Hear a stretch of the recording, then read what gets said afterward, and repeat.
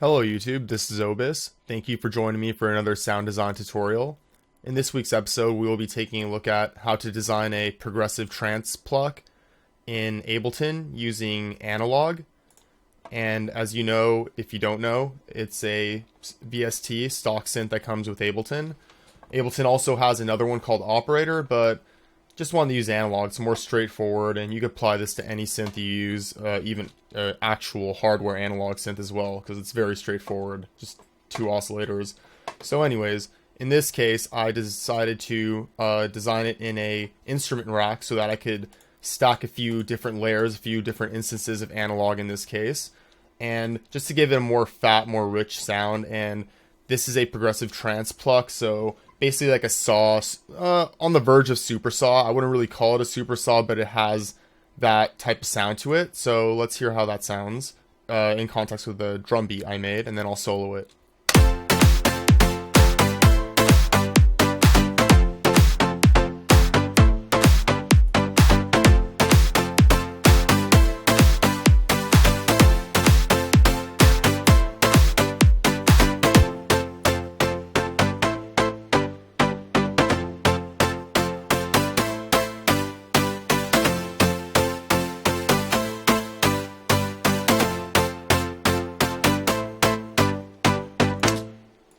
Okay, so let's get started. I'm gonna basically do my best to recreate that sound. It might not be exactly like that because there's a million different ways you can go about this, but I'm just gonna show you the techniques and concepts as far as, you know, stacking and layering in Ableton and how simple it could be. In this case, I only used 4 layers. You could really, it's endless. You can go as many as you want. So let's get started. So in Ableton, let's hit Control-Shift-T or Command-Shift-T if you're using Apple. Basically, we just want to open a blank MIDI channel. Now we want to navigate to our instruments category in Ableton, and let's open up a blank instance of analog. Let's copy over the MIDI clip. Well, I'll copy over my MIDI clip. You can create your own MIDI clip or chord progression. I'm going to mute the original demo sound I showed you. I'm going to move it over to the side. And let's get started. So let's hear how this sounds right now. Sorry for deafening you there.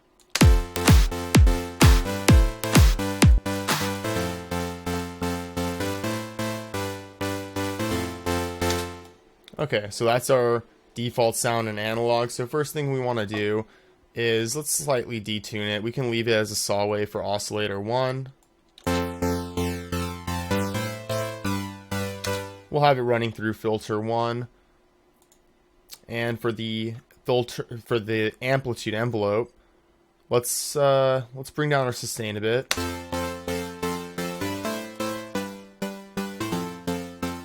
Bring down our decay a bit. Let's go back to our oscillator tab, and as you can see here, we have a pitch envelope initial and a time. So basically we want to add a little attack, a little punch to this sound, to the current sound. So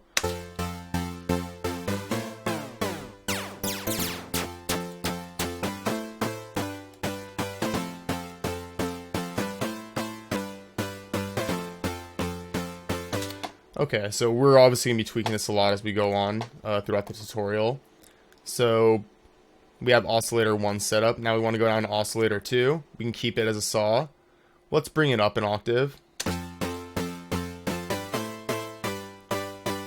And let's detune it.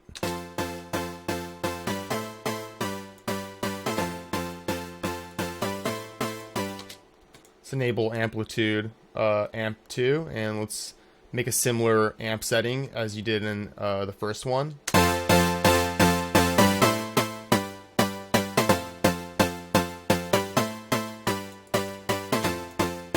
And watch your level here. As you can see, we're starting to peak there, so let's bring it down.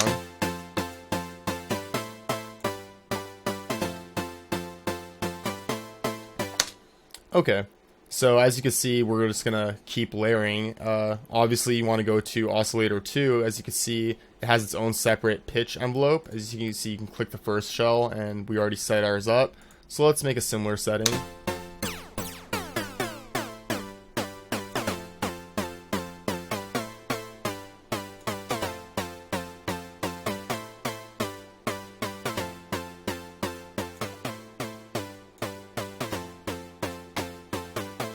Okay, so I was just balancing the levels, always keeping in mind, looking at your VU meters, and you don't never want to be clipping. You know, you want to have a clean audio signal going through.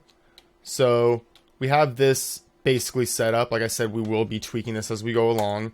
Let's click over here on the title bar, and we're going to hit Control G or Command G in Ableton, and we are going to group this in its own instrument rack. Now, as you can see, when you hit this little button right here on the left-hand side, it opens up the chain view. Now, over here, let's just rename this right now. Let's put saw, and let's duplicate this. And we're going to duplicate it another time, and let's duplicate it one more time. And as I said earlier, you could honestly, this is endless. This is just going to be brushing up on the techniques. If I wanted to spend an hour or two on this tutorial, I probably could, and your sound would only get that much more elaborate, complex, and you know, that's how the best producers get their sounds. They spend a lot of time designing and sculpting and layering and experimenting. So this is just, hopefully will get you motivated. So let's get started. I basically renamed this second chain saw low, and well, actually, you know what, we can do the saw low, but I want to actually show you how to do the higher ones. We can do the low one for last. Saw high. Let's change the color so that we don't get confused. And I just have this soloed right now. Make sure you have the analog selected for the current chain that you're looking at. And let's tweak the settings a bit. So as you can recall, we had these same settings because we duplicated it. So let's slightly detune it a little more, down and up. Let's bring this up an octave. Alright. Let's change this to a square.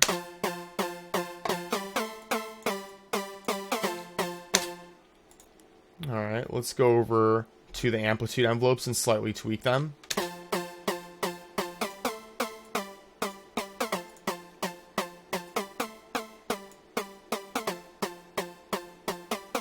Okay, just to give it some variation and, you know, to help with, you know, not phasing.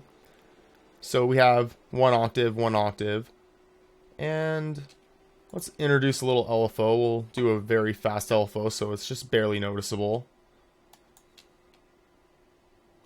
And what we want to do is on LFO 1, that's going to be controlling oscillator 1. So let's just bring it all the way up or close to all the way up. So it's going to be very fast. Doesn't have to be synced.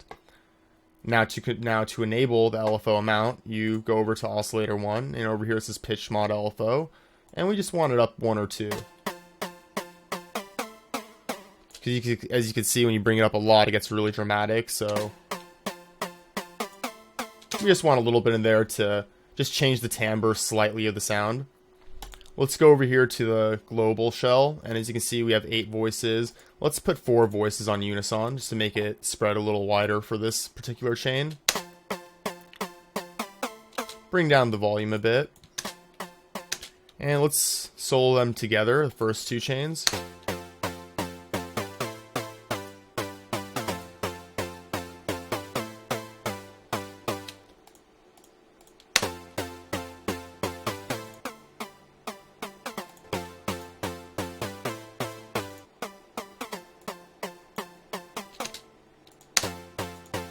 Okay, so we have a little bit of variation there. It sounds very basic right now, but we're going to keep elaborating.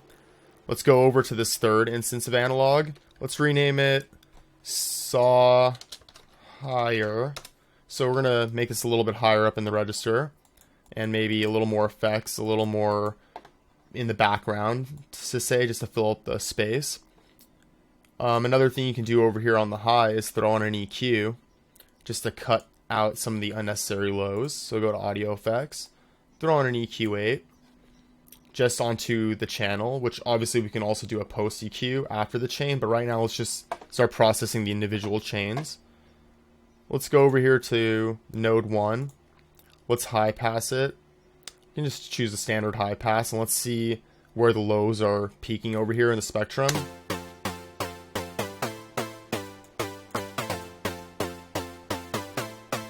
Okay, so just, you know, sculpting out some of the unnecessary lows that are there, because it's going to muddy up the mix as we go along.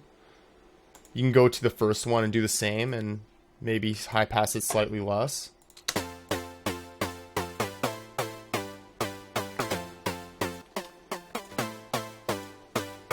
Okay. Another thing you can do on the second one is throw on a reverb. Put the quality to high. Bring the decay up a bit. Turn off the spin, turn off the chorus and the high, bring down the dry wet.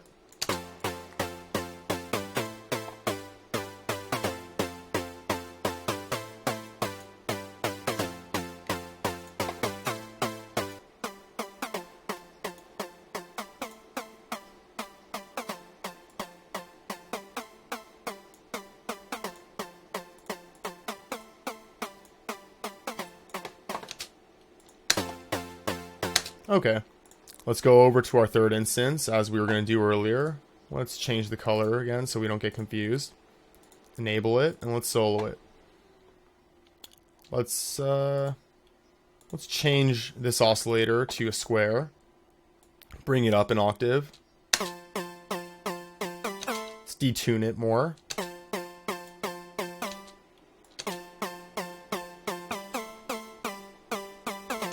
Let's go over to oscillator 2. Let's bring it up another octave.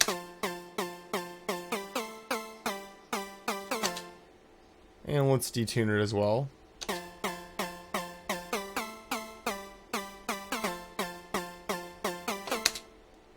Let's make a shorter envelope for this one, so maybe bring down the decay a bit.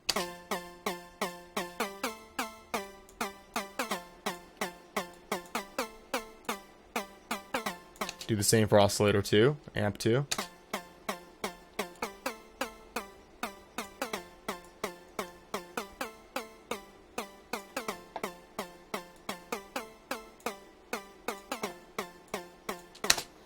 Okay, so basically we're starting to achieve that plucky sound. Let's go over to the oscillator 1 and let's slightly vary the pitch envelope on this chain as well.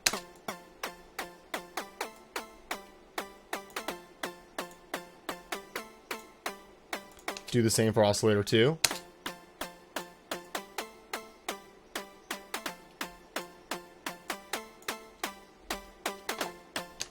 Let's throw on a reverb on this chain as well. And let's do some similar settings as we did for the first one. Slightly more high pass, slightly more pre-delay, slightly less decay. Let's put it on high and bring down the dry wet.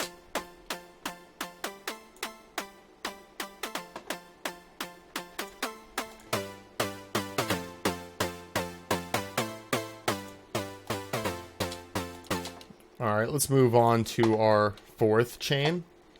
And we're going to rename this saw low.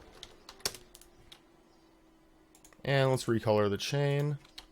Okay, so this one's going to be, you can call it more of our bassier chain, or just, you know, more of the foundation, just to kind of hold it all together in the registers. So let's play this and solo it. Bring it down an octave.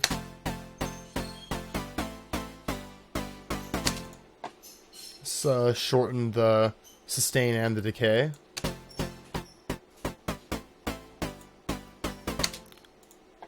Do the same for amp 2 and vary it slightly.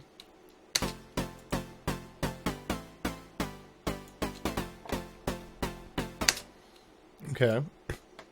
Let's head over here to oscillator 2. Let's try sine.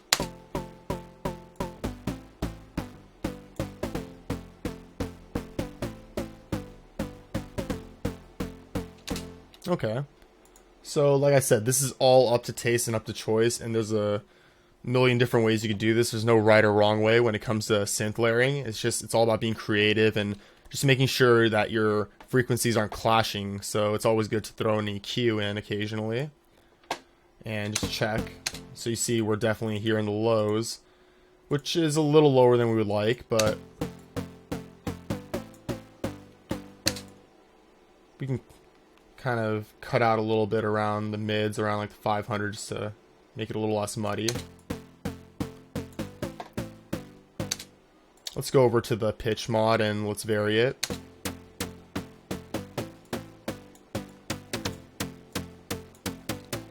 We want this one to be very tight and punchy, so let's make it a little more extreme. Let's do the same for oscillator 2.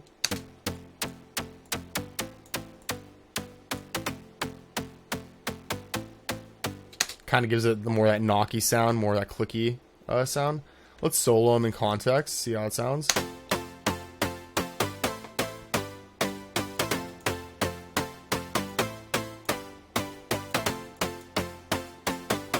And keep in mind this is peaking right here, so we're going to be adjusting these levels as well as we go along. So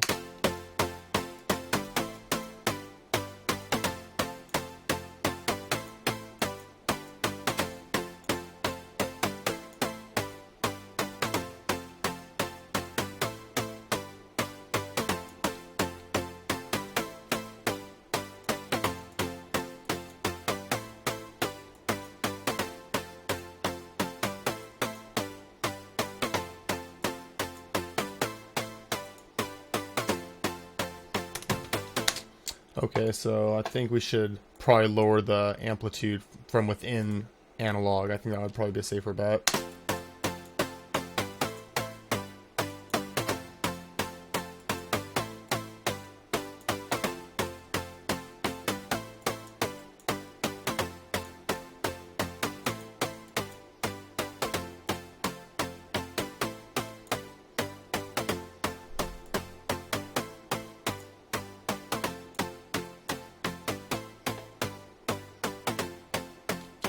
Okay, so we're in a safer level, and we can keep adjusting that, but the thing is you want to be very conscious of that as soon as you see the issue arise, and we can always take care of that in the mixing phase, but we want to get a clean process sound. You can obviously just raise the level now, and you'll have a cleaner audio. There'll be no chance of clipping, obviously.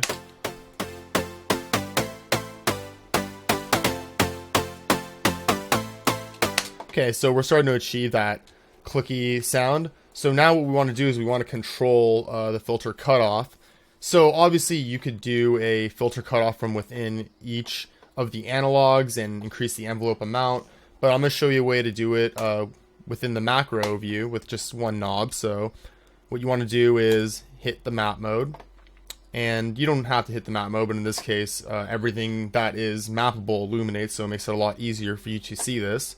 So let's just go to each individual chain, and what we want to do is go to the filter 1 cutoff for each of them, since if you look at the F1, F2, this means filter 1, so in all these instances we are routing to filter 1.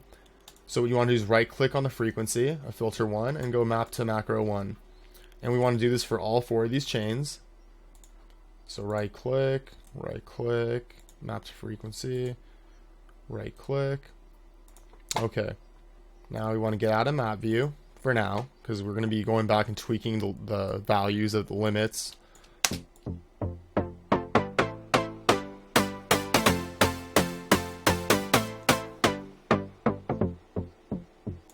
Okay, so as you can see, that's achieving the open filter cutoff effect, but you know, the limits might not be exactly where we want them, so we could kind of vary them a bit. So let's hit map mode, and as you can see, we get the macro mappings section over here.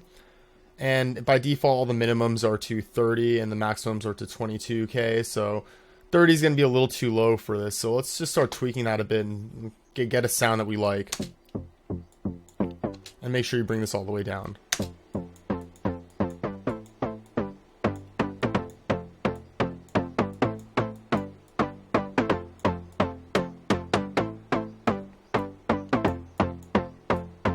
Okay, so it sounds better than it was before. We could tweak it as we go along, and obviously when you hear it with drums and other instruments, you might want to come back to this mapping section and vary the timbre by adjusting the frequencies.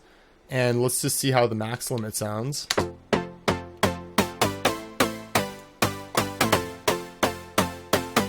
Okay, so the max limit sounds okay. If you feel that it sounds a little too bright in the frequency spectrum, you can always bring it down from 22K. You can bring it down to like 20K or 19K or whatever you think. So, you know, you can obviously, I mean, you see you have 7 other macro sections that you can map, and you can go crazy with this. Right now, for simplicity, we just mapped it all to this one knob. We can even rename it Cutoff. We can change the color. And yeah, maybe we can even add some resonance. So let's right click this and let's go map to cutoff. And as you can see, the cutoff resonance under name. And 100% is going to be too much for this, so let's bring it up. We just want to barely bump the resonance.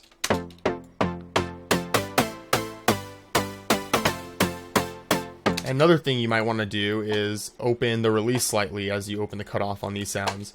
So let's go over to, let's go to each of our chains, and we're going to go to the amp 1 envelope, go to release, and we are going to right click it, map to cutoff. And as you can see, the amp 1 envelope release shows up here. Let's bring down the maximum to about under 2 seconds, and let's see how that sounds.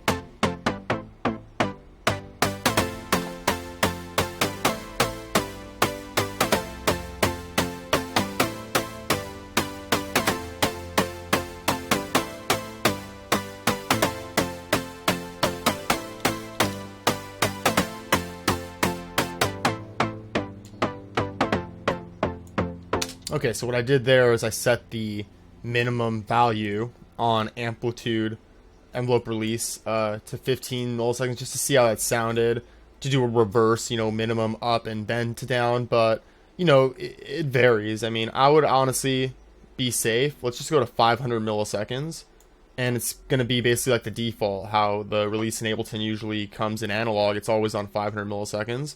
So let's see how that sounds.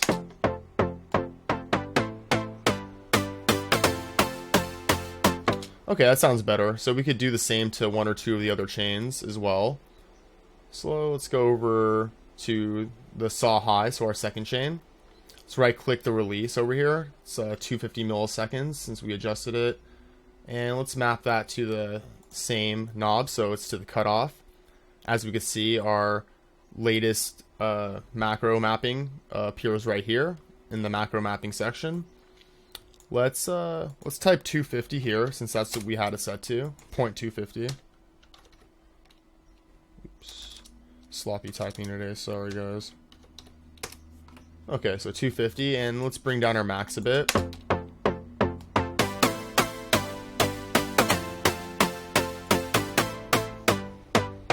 So as you can see, as we open it, we're starting to get that more of the tail as it opens, and then it starts to get a little tighter and close as you bring down your cutoff value. And obviously this is automatable in Ableton, and you can obviously map this to any hardware MIDI controller you have very, very simply. So yeah, so this is essentially the sound. We can keep going crazier on the sound. Like I said, the more time you do spend on this, the better it's going to get. Another thing you can do is you can go to the low, and since this is going to be, I mean, I guess you could say our bass, our of the 4 chains right here, this is more of like the base, the foundation. We could add a utility, and let's bring down the width a bit. So let's just drag it just onto the low, and we'll drag this to the beginning of the chain, so right before the EQ, and bring down the width all the way. Okay, so that's going to be noticeable more in the big systems or in headphones, or if you have good studio monitors with the sub. So let's hear how that sounds.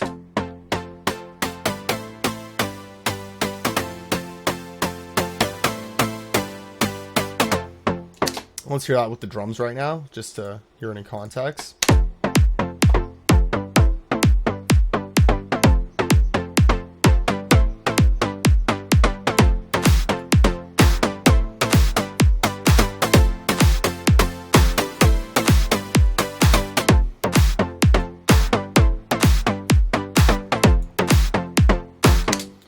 Okay, so we're definitely in the ballpark. You could definitely keep adding effects to the sound, so we can go to our higher one. So let's hear how that sounds soloed. So you can maybe like add a little overdrive to this.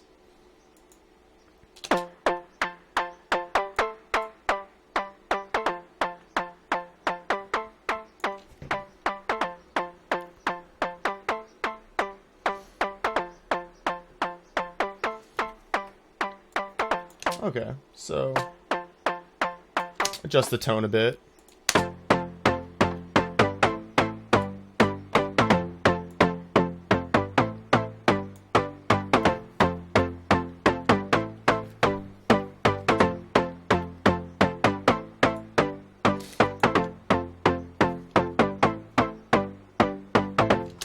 Okay, so let's hear how that sounds again with the drums.